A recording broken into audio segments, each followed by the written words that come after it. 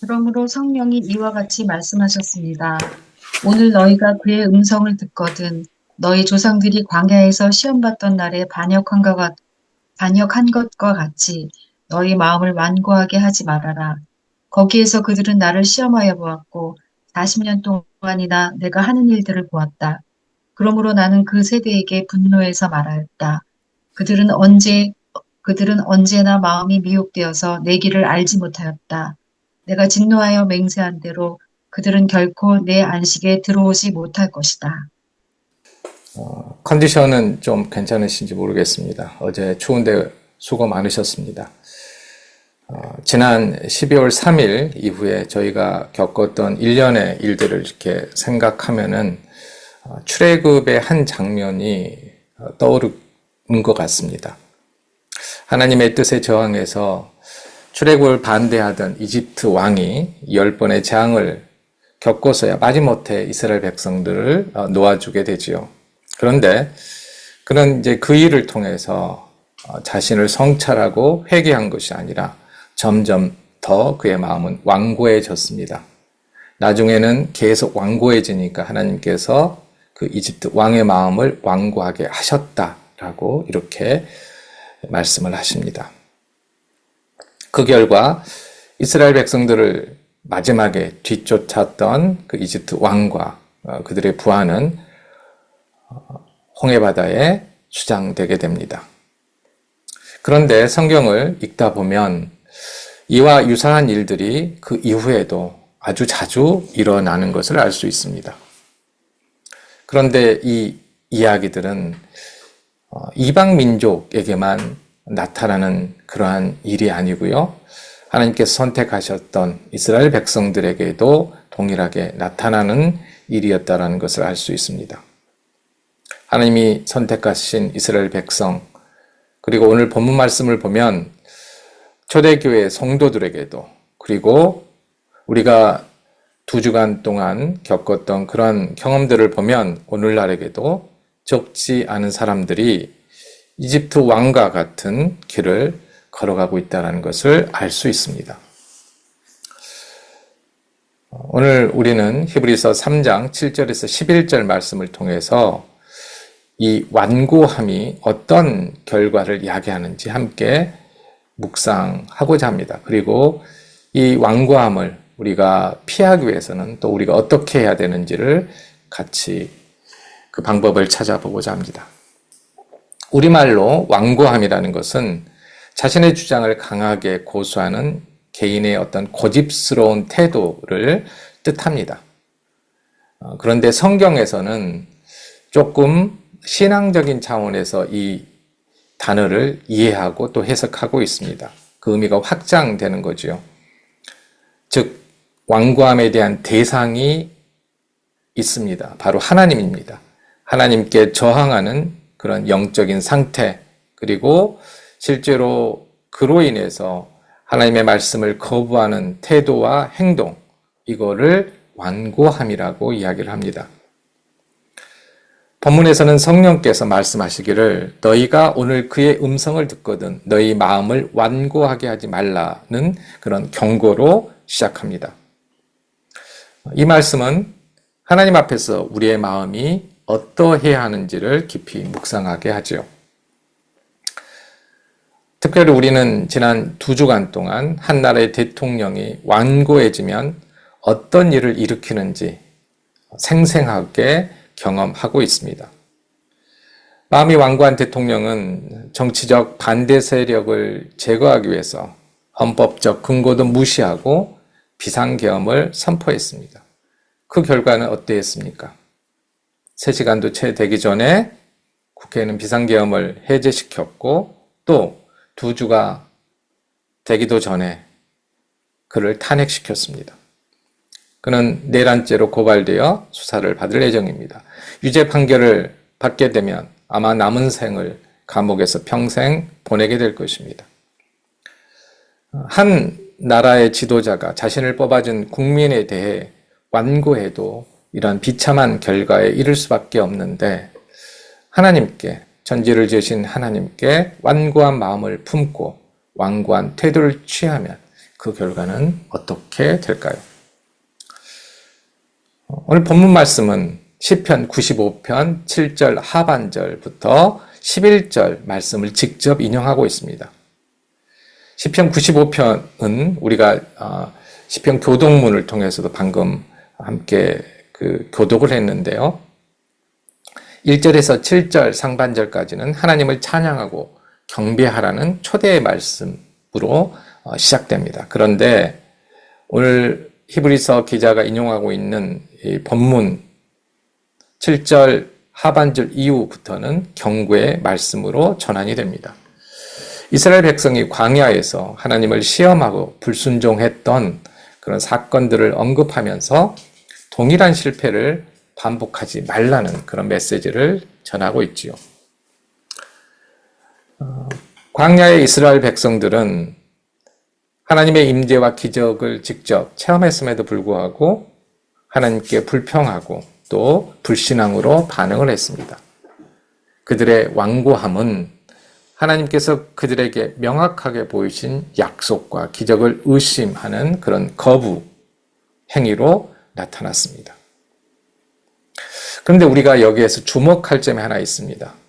출애굽을 한 시기와 시편 95편이 쓰여진 시기 사이에는 약 400년간의 시간차가 있다는 것입니다. 시편 95편의 기자는 다윗으로 알려져 있는데요. 다윗은 왜 400년 전의 이야기를 꺼내면서 이 이야기를 누구에게 들려주고 싶었을까요? 다윗은 강력한 왕국을 건설했고 그리고 그의 통치의 힘도 다른 왕들에 비해서 아주 컸다고 할 수 있습니다. 그런데 그런 시기에도 완고한 마음을 품고 하나님께 대적했던 이들이 있었다라는 것을 이 시편 말씀을 통해서 우리가 생각해 볼 수 있습니다. 다윗은 하나님께 완고한 태도를 취하는 그들의 백성들에게 400년 전 그들 조상의 이야기를 들려주었습니다. 그런데 이것은 과거에 있었던 옛 이야기로 들려주는 것이 아니라 현재 그들이 마땅히 들어야 할 말씀으로 들려주었습니다. 그리고 히브리서 기자는 유대계에서 기독교로 개종한 유대인들에게, 그러니까 히브리서의 수신자들입니다. 그들에게 기록된 지 1000년 되었고 또 실제로 일어난 지는 1400년 전 이야기를 들려주면서 완고한 태도를 버리라고 경고합니다. 완고한 태도를 버리지 않으면 하나님께서 주시는 안식에 들어가지 못한다고 모세가 그리고 다윗이 그들의 조상에게 했던 말과 똑같은 경고의 말씀을 합니다. 하나님은 이 말씀을 보면 참 변함이 없으신 분이십니다. 1500년 전이나 1000년 전이나 지금이나 그리고 그 이후나 1세기의 유대계 그리스도인들은 예수 그리스도에 대한 신앙을 유지하는데 어려움을 겪고 있었습니다. 이중의 어려움이 있었죠. 로마 제국에 그런 박해가 있었고 또 유대 공동체에 그러한 박해가 있었습니다. 그리고 그런 박해 속에서 또 배척 속에서 그들의 신앙은 흔들리고 있었습니다. 그래서 과거의 유대교로 그들이 나왔던 자유를 찾아서 나왔던 유대교로 다시 돌아가려는 그런 유혹에 직면해 있었습니다. 이런 상황에서 히브리서 기자는 과거 이스라엘의 실패한 사건을 반면 교사로 제시하고 있습니다. 출애굽한 이스라엘 백성들과 기독교로 개종한 유대인들의 이 두 그룹의 모습에는 자신의 주장을 강하게 고집하려는 공통점이 있습니다.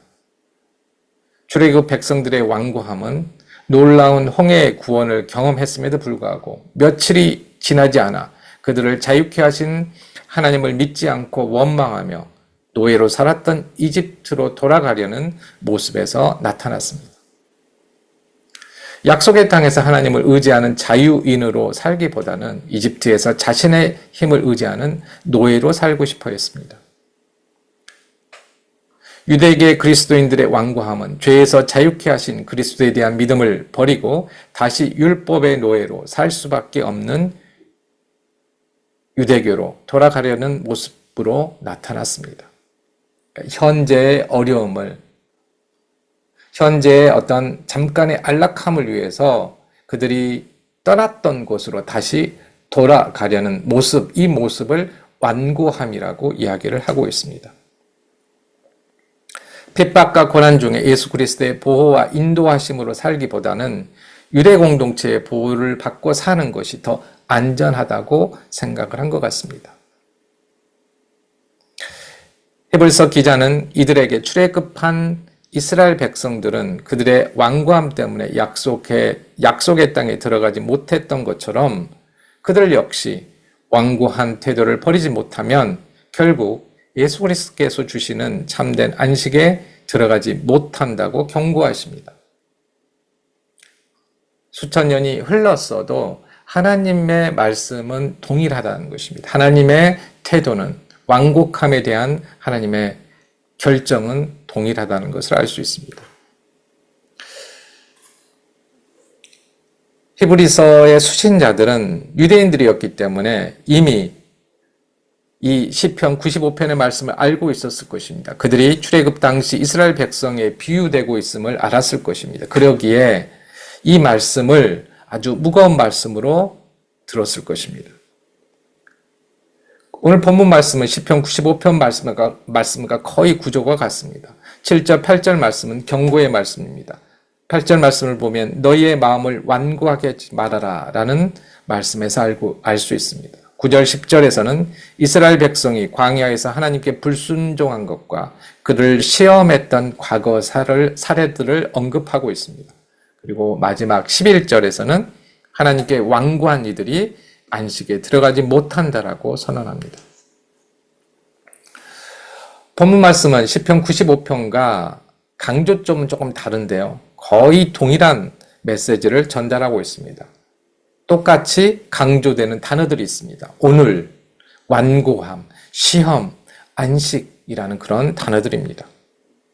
이 중에서도 가장 중요한 단어가 완고함입니다. 이 완고함은 히브리어나 그리스어나 모두 단어적인, 언어적인 뜻으로는 물리적으로 단단하거나 무겁거나 경직된 상태를 의미합니다. 하지만 영적으로는 하나님의 말씀에 반응하지 않고 거부하는 태도, 마음의 완강함을 묘사합니다. 이 완고한 마음은 듣기를 거부하고 하나님의 뜻을 무시하고 자신의 길을 고집합니다. 그런데 이것은 한순간에 만들어진 태도가 아니라 반복적으로 점진적인 행동을 통해서 형성되게 됩니다. 이스라엘 백성들도 반복적으로 하나님의 말씀을 거부하고 그분을 시험하며 불순종함으로써 점점 더 완고해졌습니다. 우리가 출애굽할 때 바로의 그 마음이 점점 완고해졌다라는 그런 사실들을 10가지 재앙을 통해서 우리가 알 수 있었던 것처럼 이스라엘 백성들도 광야 생활을 하면서 점점점 더 완고해졌습니다. 8절 말씀을 보면 너희 조상들이 광야에서 시험 받던 날에 반역한 것과 같이 이렇게 기록되어 있습니다. 그런데 시편 95편 8절 말씀을 보면 반역과 관련된 구체적인 사건이 기록되어 있습니다. 무리바에서처럼 마사 광야에서처럼입니다. 여기에서 이제 지명이 두 개가 이렇게 나오니까 두 개의 사건이 아닌가 이렇게 생각될 수도 있지만 이 사건은 학자들 사이에서는 의견이 있지만 일반적으로는 무리바에서의 물이 부족해서 하나님을 원망한 한 가지 사건을 가리킨다라고 그렇게 이해합니다. 하나님께서는 출애굽한 이스라엘 백성들을 약속의 땅으로 인도하시는 광야길에서 그들을 훈련시키셨습니다. 자신의 힘으로 사는 노예에서 하나님만을 의지하는 자유민으로 바꾸시기 위해서 시험을 하셨습니다. 그런데 그들은 이 과정에서 하나님을 반역하면서 점점점 마음이 완고해집니다. 오늘 본문에서 언급한 무리바 물 사건 전에 어떠한 과정들이 있었을까요? 먼저 마라라는 곳에서 큰 사건이 있었습니다. 이게 첫 번째 반역 사건입니다. 이스라엘 백성들은 출애굽한 후에 그들을 추격하던 이집트 병사를 홍해에 수장시킨 하나님의 놀라운 능력을 바로 눈앞에서 목격했습니다. 그리고 3일이 지나 마라라는 곳에 도착을 했습니다.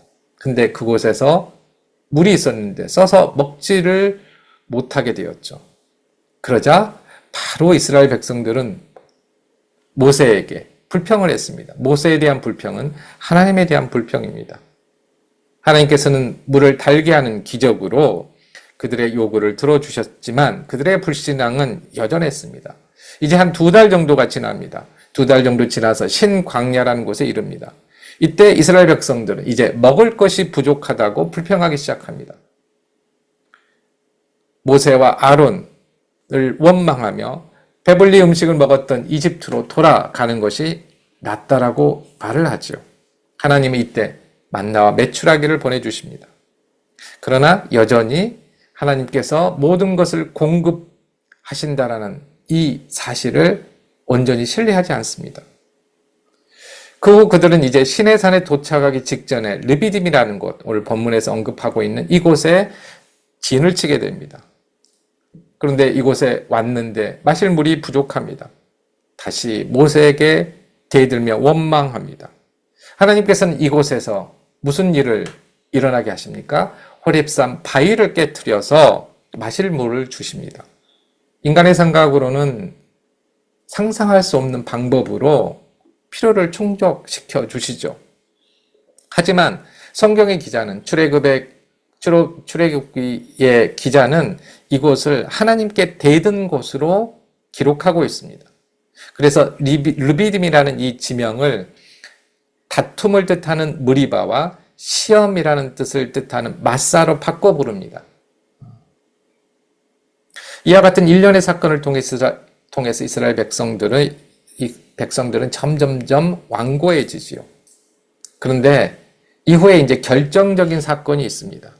출애굽한 지 2년 만에 도착한 가데스 바네아에서 사건이 일어났습니다. 이곳에서 모세는 12지파를 대표하는 정탐꾼을 뽑아서 그들에게 약속하신 가나안 땅으로 보내지요.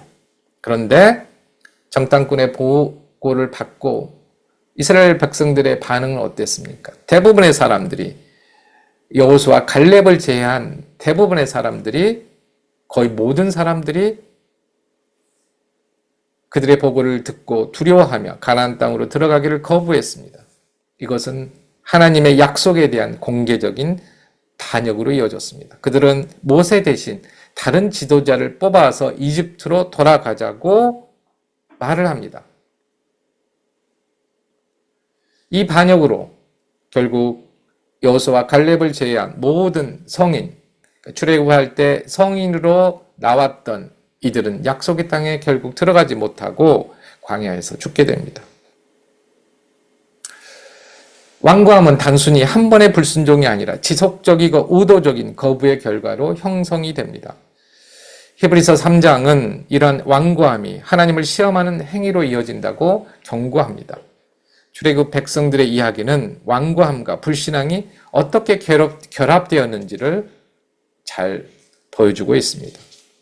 그들은 하나님의 놀라운 기적을 여러 차례 목격했음에도 불구하고 새로운 어려움이 닥칠 때마다 하나님께 불평하고 그분의 능력을 시험했습니다. 출애굽기를 보면요, 그들은 이렇게 묻습니다. 주님께서 우리 가운데 계시는가 안 계시는가?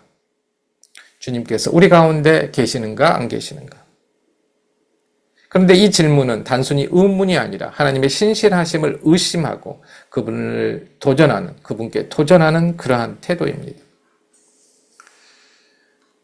히브리서 기자는 이러한 불순종과 완고함이 단순히 과거의 문제가 아니라 오늘날 그 당시의 신자들에게도 동일하게 적용될 수 있음을 강조합니다. 완고함은 마음의 문제로 시작되며 이는 하나님의 말씀을 거부하거나 그분의 약속을 신뢰하지 않는 행위로 발전합니다. 시편 95편을 인용하면서 히브리서 기자는 오늘이라는 단어를 강조합니다. 이것은 과거의 경고가 지금 이 순간에도 여전히 유효하며 마음이 하나님께 열려 있어야 함을 뜻합니다. 이는 단순히 과거의 교훈을 반복하는 것이 아니라 현재 신앙적인 결단을 요구하는 강력한 메시지입니다. 한국교회 안에서도 이런 완고함의 예를 찾을 수 있습니다. 구체적으로 살펴보면 교회 전통이나 특정 관습을 절대하여 성경의 본질적인 가르침이나 가르침보다 더 우선시하는 경우가 있습니다. 예를 들어서 일부 교회에서는 특정한 예배 형식이나 의례가 성경적 진리보다 중요한 위치를 차지하며 이를 바꾸려는 노력에 대해 강한 저항을 보입니다. 어떤 절기에 무슨 색깔의 담임 목사님 무슨 색깔의 넥타이를 매야 하며 등등. 또한 하나님의 말씀보다 교회의 성장과 외형적 성공을 우선시하는 태도, 그리고 교회 지도자들이 자신의 권위를 내려놓지 않으려는 모습도 완고함의 일례입니다. 하나님의 말씀보다는 하나님의 말씀을 자신의 욕망을 위해서 혹은 특정한 정치적인 의도를 위해서 사용하는 것, 그것도 완고함의 일례입니다. 이러한 태도는 하나님의 음성을 듣는 데 방해가 되며 영적인 성숙을 가로막는 결과를 낳습니다. 그렇다면 어떻게 해야 우리는 완고해지지 않을까요? 완고함은 하루아침에 생기지 않습니다. 그러므로 점진적인 과정을 경계하고 예방해야 합니다. 또 다시 버킹검으로 돌아갈지는 모르겠지만 성경은 분명하게 우리에게 이야기하고 있습니다. 늘 우리는 가장 먼저 하나님의 말씀에 민감하게 반응해야 합니다. 우리가 지키는 모든 전통과 관습을 성경으로 재검토하고 성경이 가르치는 본질에 충실해야 합니다. 답은 시대정신이나 오래된 신학이나 권위 있는 학자나 영향력 있는 목사에서 찾아서는 안 됩니다. 모든 성도들이 함께 하나님의 말씀을 읽으며 연구해야 합니다. 그리고 함께 깨달은 그 말씀에 순종해야 합니다.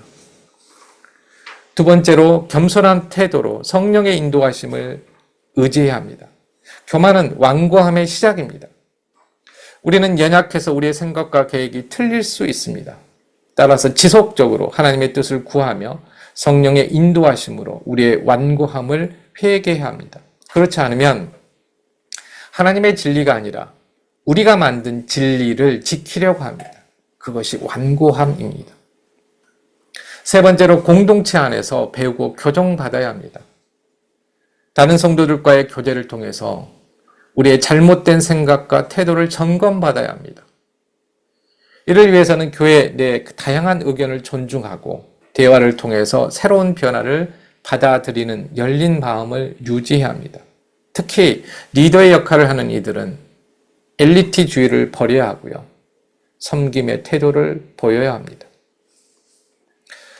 사랑하는 성도 여러분, 오늘 본문 말씀은 하나님께서 오늘 우리에게 하시는 말씀입니다. 1400년 전의 말씀도 아니고 1000년 전의 말씀도 아니고 2000년 전의 말씀도 아닙니다. 본문 말씀은 지금 우리에게 하시는 말씀입니다. 오늘 너희가 그의 음성을 듣거든 너희 마음을 완고하게 하지 말아라. 이웃과 국민에게 완고한 사람도 안식에 들어가지 못합니다. 하나님께 완고한 사람은 말할 것도 없습니다. 성경은 완고함의 해결책을 온유함으로 제시하고 있습니다. 온유함은 하나님과의 관계에서 겸손과 순종을 나타냅니다. 그러기에 예수님께서는 온유한 사람 복이 있다. 그들이 땅을 차지할 것이다 라고 말씀하셨습니다. 이 땅은 출애굽 백성들에게는 가나안 땅이었고 오늘날 그리스도인들에게는 구원받은 이들에게 주어지는 영원한 안식입니다. 우리가 하나님의 음성에 민감히 반응하고 또 겸손하고 순종하는 온유한 삶을 살 때 하나님의 안식에 들어갈 수 있을 것입니다. 온유한 마음으로 하나님의 뜻에 온전히 순종하는 은혜가 오거리 교회 모든 성도님들에게 있기를 주님의 이름으로 축복합니다. 그리고 우리 오거리 교회가 서로의 완고함을 온유함으로 바꿔줄 수 있는 교회가 될 수 있기를 축복합니다. 아멘.